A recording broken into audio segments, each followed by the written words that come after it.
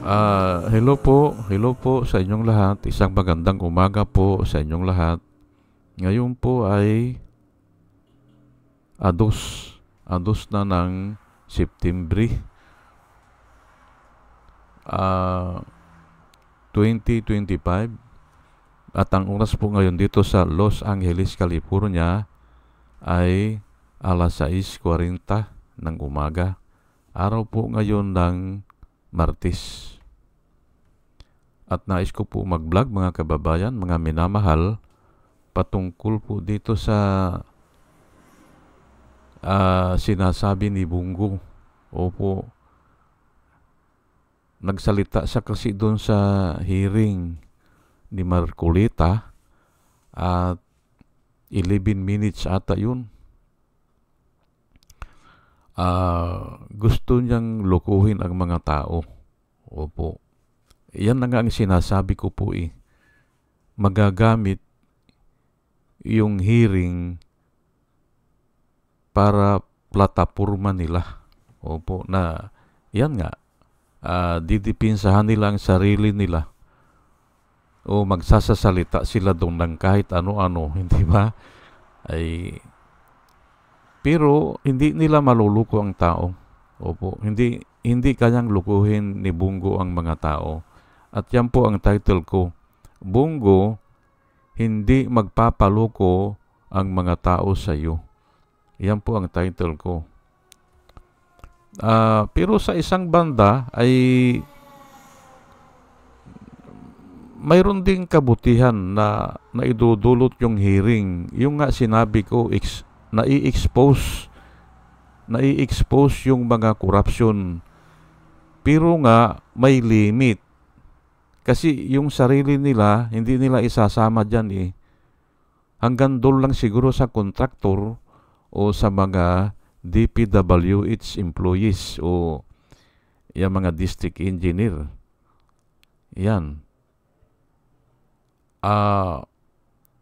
Yung mga politiko mahihirapan. Kasi mga politiko po ang nag-iimbestiga eh.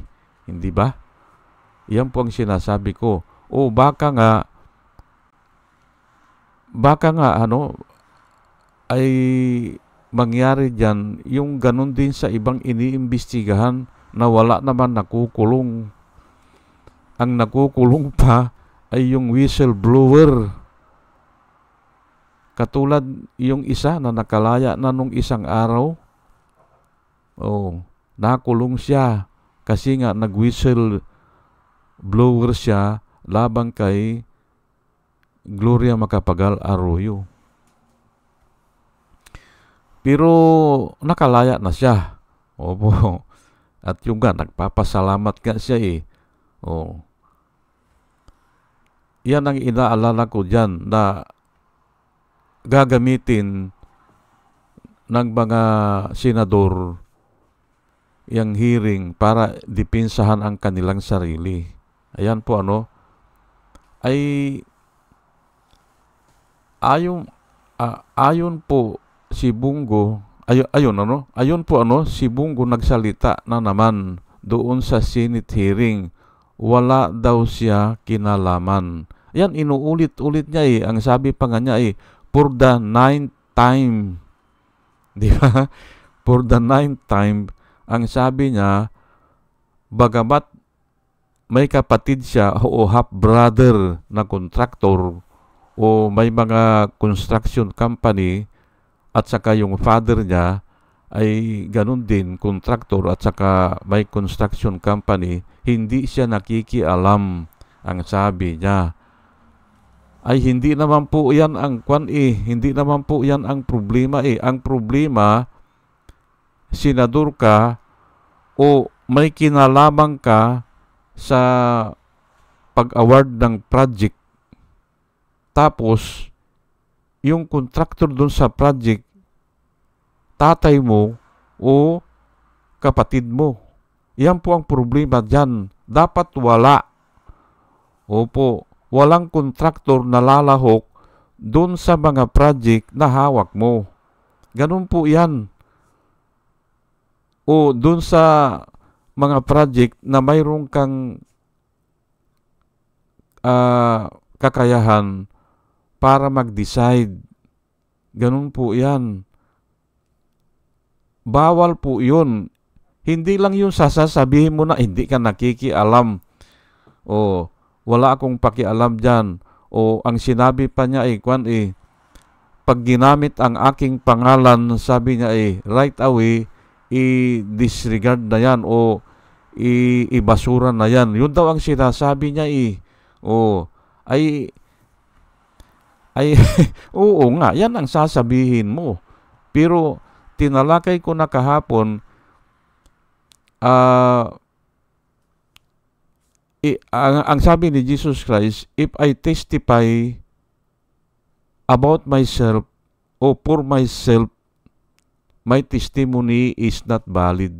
Yan po ang sinabi ni Jesus Christ. At yan din ang sinasabi ng mga Parisiyo.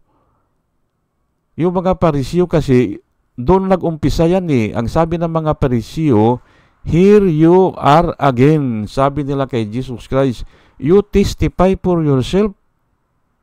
Your testimony is not valid. Ang sabi nila, ay nirepeat ngayon ni Jesus Christ, if I testify for myself, my testimony is not true. Sabi ni Jesus Christ, is nothing or is not valid. Kaya nga, totoo siya, nagtitestify siya na hindi daw siya nakikialam na kung ginamit ang kanyang pangalan, di ba? Pag ginamit ang kanyang pangalan ay right away, i-disapprove na. Yun ang sinasabi niya. Pero ikaw ang nagtitestify sa sarili mo Kaya hindi uubra yan. 2,000 years ago pa yan nakasulat. Hanggang ngayon, hindi pwedeng baliin yan. Kasi nga alangan naman na mali yung mga tao noon, pati si Jesus Christ mali. Hindi ba? Alangan naman na mali. Hindi Bungo, if you testify for yourself, your testimony is nothing. Kailangan mo ang tao na iba ang mag-testify sa inyo. Ibang tao. Ganun po yan. Ano pa ang sinabi niya? Nalulungkot daw siya sa korupsyon. Hindi ba? Sinabi niya nakakalungkot, sabi niya, at ay kinasusuklaman niya yung parang nanghihinayang siya doon sa mga dapat sana ay pinakikinabangan na ng mga tao. Pero binabasa niya po yan. Kaya nga doon lang in doubt na ako Pag binabasa mo kasi ay wala yun. Dapat yan, kung nasa isipan niya yan o nasa puso, wala nang basa-basa yan. Kung ano yung nasa puso mo, yun ang sasabihin mo. At saka spontaneous. Ayan po At kahit mahaba yan, kung nanggagaling sa puso, hindi ka mauubusan. Yan po ang sinasabi ni Jesus Christ. Out of your belly will flow rivers of living water. Yan po ang sinasabi ni Jesus Christ. Na kung ang isang tao ay na-born again, alam na yung kung ano ang tama at mali, alam na ang mabuti, ay kahit na harangin mo yan, kahit na patayin mo yan, magsasalita yan. At yung ang tawag ni Jesus Christ, out of His belly will flow rivers of living water. Yung mga salita na bibigkasin, puro tama yun at puro katotohanan. Yun po yan. Na hindi pwedeng i-contradict. Pero ito kay Bungo, binabasa nga Kaya nga wala sa loob niya yan. Maaring ginawa ng makata yan, pinasulat niya sa isang makata, at yun ang babasahin niya. Kasi binabasa niya po Nasaan na tayo? Anong sabi niya? Nalulungkot siya at nagagalit siya dun sa mga korupsyon. At nanghihinayang siya dun sa mga pira na dapat ay pinakinabangan na ng mga tao. Ayun na nga O ano pang susunod? Tama ang sinasabi ko kasi nga madalas ko lang naririnig po ito sa mga politiko labanan natin, hindi ba? O labanan natin ang korupsyon. Ganun na naman ang sinabi niya i-persecute o labanan natin o kasuhan sila o huwag tayong huminto o ganun pero ay kung gusto mong huminto yan ay dapat yung mga kapatid o yung kapatid mo ay wala ng wala ng construction company o pwede siguro kung yung mga ina-award sa kanila ay wala kang pakialam doon o wala kang kakayahan para baguhin. Ay hindi may kakayahan po Kaya hindi na nakakapaniwala hindi nakapanipaniwala na bagamat sinasabi niya na labanan natin ang korupsyon, wala din Hindi ba? Kasi nga, yung tatay niya ay kumukontrata at doon pa sa mga kontrata na kung saan may kakayahan si Bungo na ayusin. Bigyan ko po kayo ng halimbawa. Hindi ba taga Davao sila? Ano ba ang mga kontrata na kinukontrata nila? Adi taga Davao? Ay anong project yan? Adi project ni Bungo yan? Kasama siguro doon sa kwan nila, yung mga ini-insert nila dyan. Pwede siguro mangontrata yung tatay niya dito sa Quezon City, ganyan. Baka nga hindi niya mapakialaman kasi iba ang humahawak dyan. Pero kung minsan kung kakutsaban niya yung congressman, pwede rin Hindi ba? Pwede rin po Kaya nga ipinagbawal po yan. Yung kontraktor o kamag-anak ng nasa gobyerno na may kakayahan na mag-decide doon sa kontrata. Bawal po yan. Opo. Ako galing na po ako dyan bilang isang engineer, ang dami ko nang nahawakan na ganyan. Yun ang bawal. Hindi yung sasabihin lang niya na hindi siya nakikialam. Ang bawal po yung yung katulad diyan ay executive secretary siya ata ni kwan yan ano ba hindi executive secretary nga. May kakayahan siya makialam dun sa mga kontrata, lalo na yung na-involve siya dyan sa Philippine Navy, hindi ba? Na-involve siya dahil yung modernization ata yan ng Philippine Navy noon ay siyempre mayroon siyang kwan doon, mayroon siyang kamay para galawin yun. At yun nga ang nangyari doon, hindi ba? At ang mga kontratista ay hawak niya. Ganun po yan Ngayon, at dyan nakikita ko, doon talaga nag-umpisa yung mga korupsyon. Doon, kasi nga with impunity na po Sino ba ang pinalitan ni Duterte? Ang pinalitan niya ay si Pinoy, hindi ba?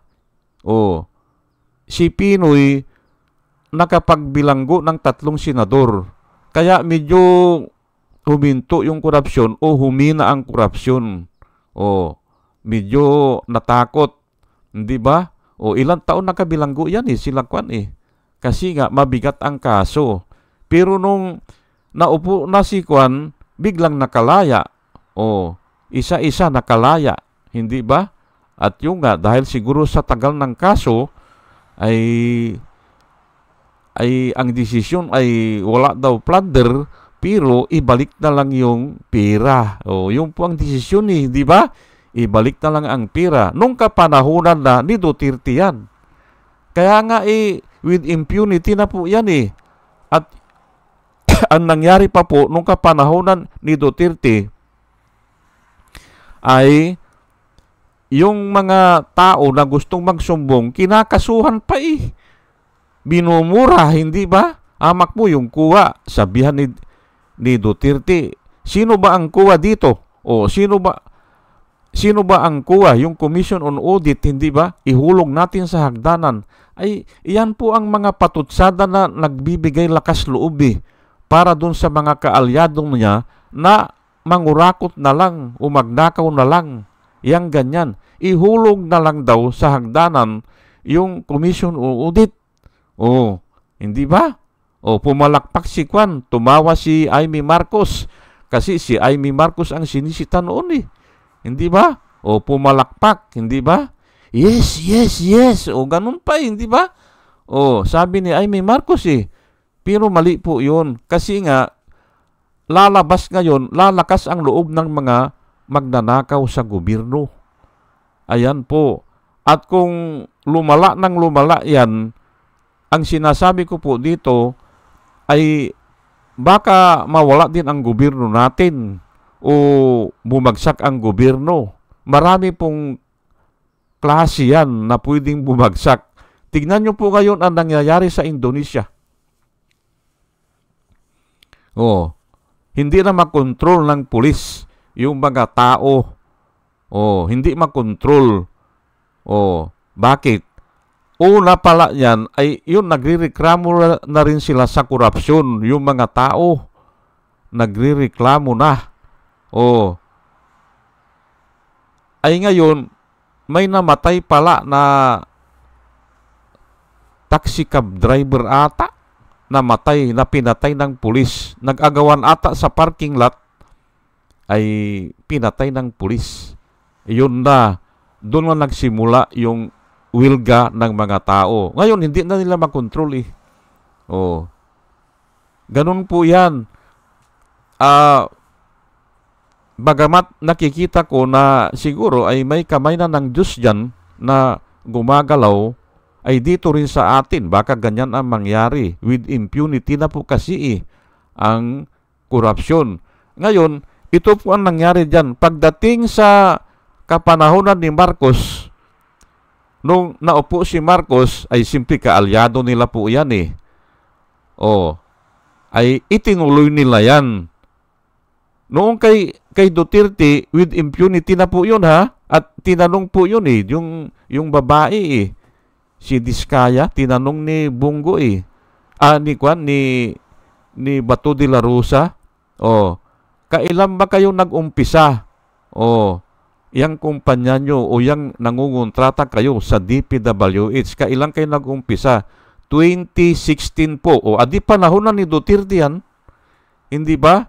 At unti-unti, lumaki ng lumaki. Ngayon, pagdating ngayon dito sa kapanahunan ni Bongbong Marcos, itinuloy-tuloy nila yan sa pag-aakala nila na ganun din, hindi ba? With impunity din, sa pag-aakala nila.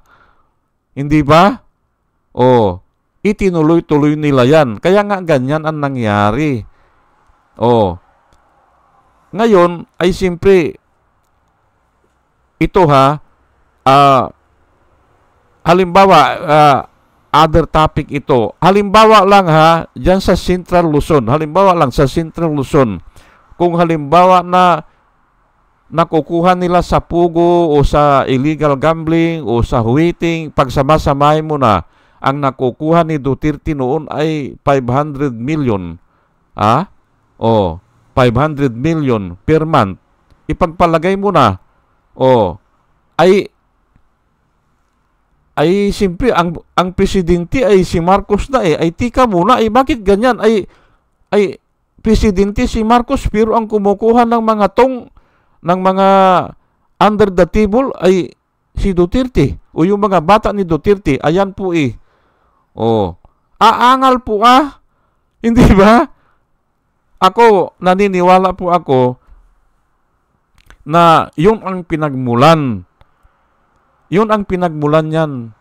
Yung kaya medyo nag-away ang mga Duterte at saka itong si Bongbong Marcos. Yan ang pinagmulan yan. Ay simple, akala kasi ng mga Duterte na tuloy-tuloy lang yan, hindi ba? ay hindi pwede yun. Siyempre ay ikakarga yan sa kwan Anong administrasyon yan O kaya ngayon, pero medyo huli na po kasi 3 years na po 3 years na po di ba? Namayagpag sila nung 2 taon ni Marcos.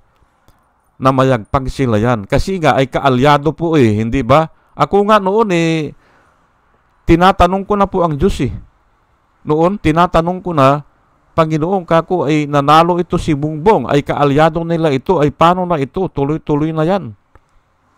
Kasi alam ko, with impunity na po Yung corruption, tignan nyo po ang nangyari kay Gordon.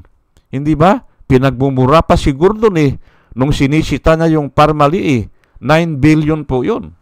Na ang puhunan lang ng kumpanya ng Parmali ay nasa 650,000 lang ata. Walang equipment, walang bodega, walang mga tauhan, pero nakakuha sila ng kontrata ng 9 billion. Sinisita na ni Gordon. Si Gordon pa ang minura Hindi ba? With impunity nga Pero kasalanan din yan ni Gordon. Kasalanan niya yan. Kasi nga, nung una ay pumabor sila Pinaburan nila Pinaburan na nila ng pinaburan. Ayan na nga. Ay bandang huli ayun, inaani na ng bansang Pilipinas. Hindi ba? At hanggang ngayon yan. Ngayon, ito si Bongo, ano ang sabi niya? Labanan natin, hindi ba? Labanan natin. Ay kalukuhan po yan. Paano mo lalabanan yan na tatay mo yan, hindi ba? Yung contractor dyan. Paano mo lalabanan yan na half-brother mo ang contractor? Kalukuhan yan. Kung lalabanan mo yan, dapat noon pa, nag-resign ka na. Opo. O kaya, kung hindi ka naman mag-resign, dinispose na yung kwan. Wala na. Yung contractor ng tatay mo at saka kapatid mo, dapat dinisolve na yan. Ay ngayon mo sasabihin na labanan natin. Wala yan. Ito po ang mga Bible verse na isishare ko po sa inyo para maniwala kayo na hindi maluluko ni Bongo ang mga tao o hindi magpapaloko ang mga tao. John 8 verse 32, Then you will know the truth, and the truth shall set you free, or will set you free. Ayan po habang nahahayag po itong mga ganito, yun nga kahit na ganyan ang investigasyon dyan sa Senado, ay may nahahayag din po paunti-unti. Although na hindi talaga, kasi nga iaayos nila yan para ilibre nila ang sarili nila yung mga senador. Pero at least may lumalabas na mga katotohanan. Kaya nga yan and the truth will set us free. Ngayon, 1 John chapter 4 verse 1, Dear friends, do not believe every spirit, but test the spirit to see whether they are from God. Because many false prophets have gone out into the world. Yan po inaatasan po tayo ng Biblia o ng Panginoon sa babagitan ni John, Beloved, sabi niya, do not believe every spirit, but test the spirit if they are of God. O ang ibig sabihin niyan, kung totoo yan, test the spirit. Ang salita po kasi ay espiritu po yan hindi nakikita, pero alam natin na naandyan. O napapakinggan natin, o may mga resulta po yan. Remember, itong sanlibutan o itong kalawakan, ginawa lang ito sa pamamagitan ng salita ng Panginoon. From nothing It came into being dahil lang sa salita. Kaya mahiwaga po ang salita eh. Mahiwaga. Ayan ano, makapangyarihan po ang salita. Taste the salita. I-taste natin yung mga salita kung yan ay may katotohanan o nanggagaling sa Diyos. Taste the Spirit if they are of God. Ayan po ano, sabi ni Jesus Christ, the words that I speak to you are spirit and they are life, or they have life. Ayan po ano, kaya i-taste po natin yan. Ang sinasabi ni Bungo, labanan natin, ay pero wala naman yun, hindi ba? Siya daw ay nalulungkot, hindi ba? Siya daw ay nagagalit sa korupsyon.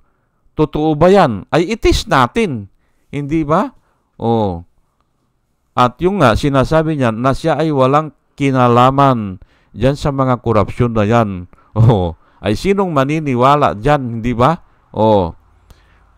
Ang payo po ng Biblia, beloved, do not believe every spirit or every word ng tao o every salita ng tao. Huwag tayong agad-agad maniniwala. Pero i-kuan natin, pag-aralan natin o i-test, but test the spirit to see whether they are from God. Ayan po, Ngayon, ay ito, Matthew 6:21. Ito po ang talagang dahilan ko bakit hindi maniniwala ang tao kay Bungo. Kasi nga, ang sabi ni Jesus Christ, for where your treasure is, there your heart will be also. Yan po ang sinabi sa Matthew 6:21. Kung nasaan ang kayamanan mo, naandun ang kalooban mo. Totoo ba yan o hindi? Ay magtanong tayo po ng mga tao. Tanungin natin ang mga tao kung totoo yan. Ay totoo po yan kasi word of God eh. Hindi ba? Kung saan ang kayamanan mo, naandun ang kalooban mo. Hindi ba?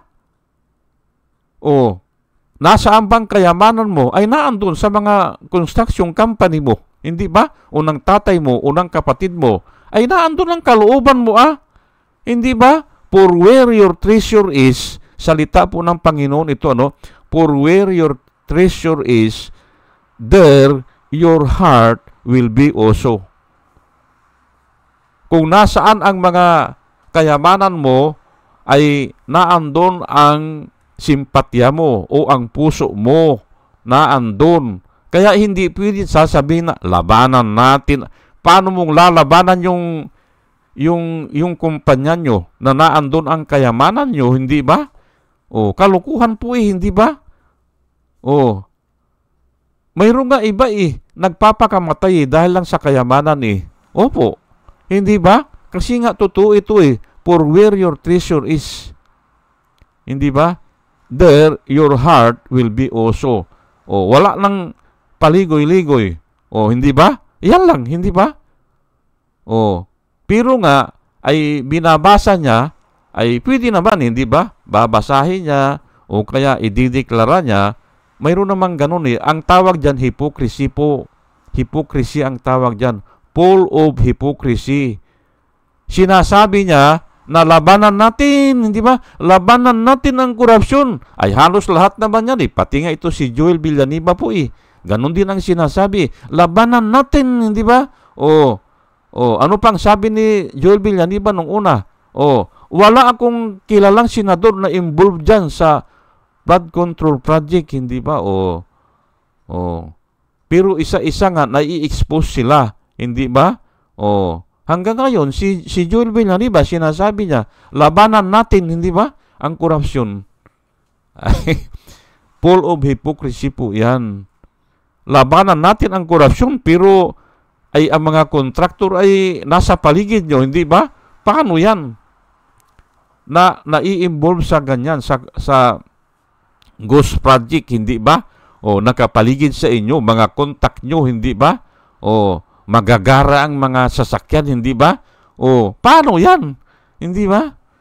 Sige po, at hanggang dito na lang po, at sana sa ating pakikinig po ay may natutunan tayo at may nakuha tayong wisdom na nanggagaling sa Panginoon. At muli mga kababayan, mga minamahal, isang magandang umaga po sa inyong lahat at salamat po sa inyong pakikinig. Salamat po ng marami. Salamat po.